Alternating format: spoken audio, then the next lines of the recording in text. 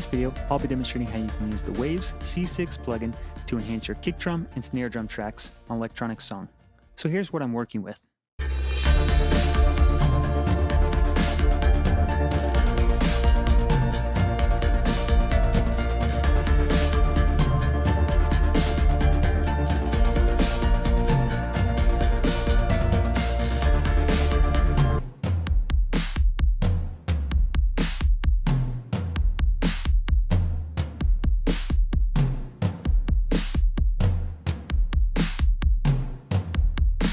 As you can see, I've got one version of C6 inserted on my kick drum track, and that's shown here on the left, and another version of C6 inserted on my snare drum track, and that's shown here on the right.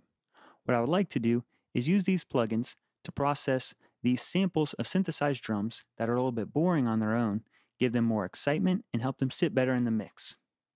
Next, let me talk about the approach that I'm using with the C6. One way to think about using the plugin is just as a multiband compressor or expander, where essentially you divide up the frequency spectrum into different regions and then compress them separately.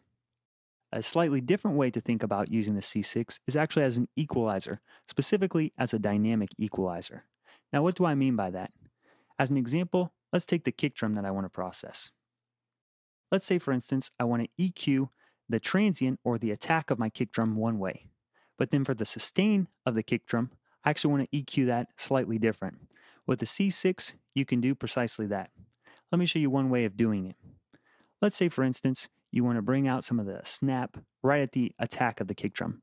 With a conventional plugin, what you would usually do is go in and sweep around between 1500 Hertz and 3000 Hertz and find where you are adding that little bit extra snap in.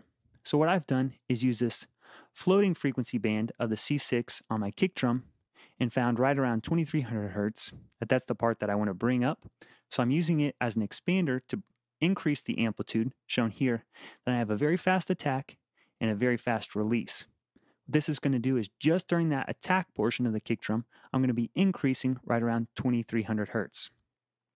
Then what I've done is taken this third frequency band that goes from 715 Hertz up to 11,000 Hertz. What I've done is used a slightly longer attack time that's after the release for the this floating frequency band. So I use a longer attack time and then a much longer release time that's going to actually decrease the amplitude then of this frequency region during the sustain of the kick drum.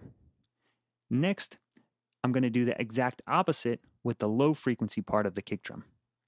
So I start out with this low frequency band with a fast attack time and a fast release.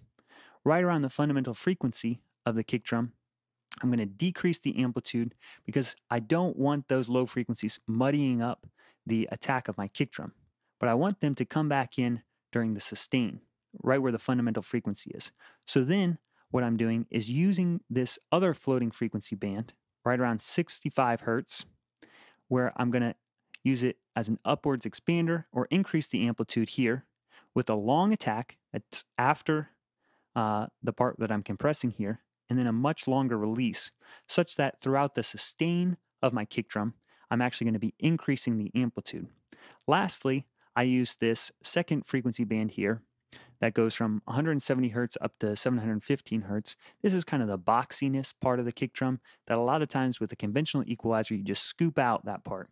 So what I'm doing with the fast attack and long release throughout most of the kick drum hit, I'm just decreasing the amplitude by using the compression part here with -7. So let's hear the kick drum in action on its own.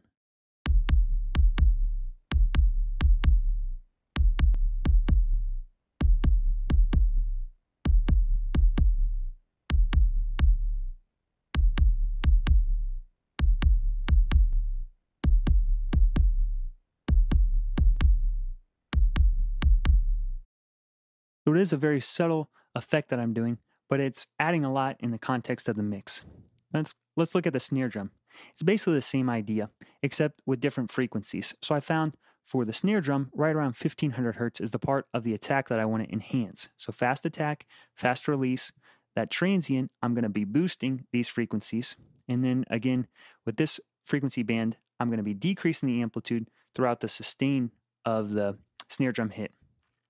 Just as before, I found that basically the Fundamental frequency of the snare drum was just a little bit below 250 hertz, closer to about 188 hertz. And so I'm boosting the sustain here and turning down the attack with these two, the floating frequency band and the low frequency band. And again, I'm taking out some of the low mids between 250 hertz and 700 hertz with this frequency band. Finally, I'm using this high frequency band above about 6,000 hertz to add some extra sparkle and air to my snare drum hit. I'm doing this by increasing the amplitude throughout almost the entire duration of the snare drum hit. Next, let's hear this drum in action by itself.